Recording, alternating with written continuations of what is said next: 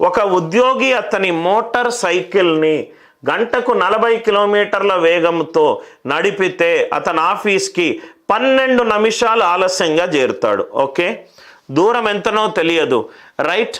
40 కిలోమీటర్ల వేగంతో వెళితే 12 నిమిషాలు ఆలస్యంగా చేరుతాడు. అతని మోటార్ సైకిల్ని 50 కిలోమీటర్ల వేగంతో వెళ్తే సరైన సమయంలో చేరుకుంటాడు. ఆప్షన్ నుంచి సాల్వ్ చేద్దాం. సపోజ్గా నేను దూరము 40 కిలోమీటర్లు అనుకుంటున్నా.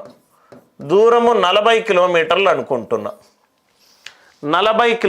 అని అనుకుంటున్నా. ఇక్కడ చూడండి సార్, 40 కిలోమీటర్లు అయితే 40 కిలోమీటర్లు ఎంతసేపులో వెళ్తాడు?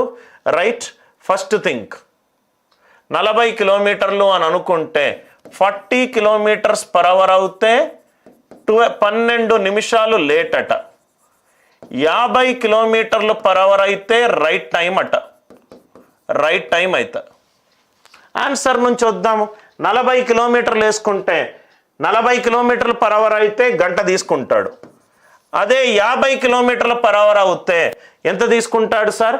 40/5 50 4/5 4/5 అంటే 48 నిమిషాలు. గంట 48 నిమిషాలు, తేడా ఎంత? 12 నిమిషాలు. Out answer. ఏది కూడా ఫార్ములాలే అవసరము లేదు. Are you all with me? Logic తోటి ప్రొసీడ్ అవుతే ఈజీగా ఆన్సర్ వస్తుంది సార్ నాకు. మళ్ళీ నేను చెప్తున్నాను, 40 కిలోమీటర్లు 12 నిమిషాలు లేట్. ఇట్లాంటి చాలా ప్రాబ్లమ్స్ మనం క్లాస్లో చేసాం. 50 కిలోమీటర్లు రైట్ టైం. 40/50 కాసాగు తీసుకున్నాం అనుకోండి, ఎంత వస్తుంది? 200 కిలోమీటర్లు వస్తుంది.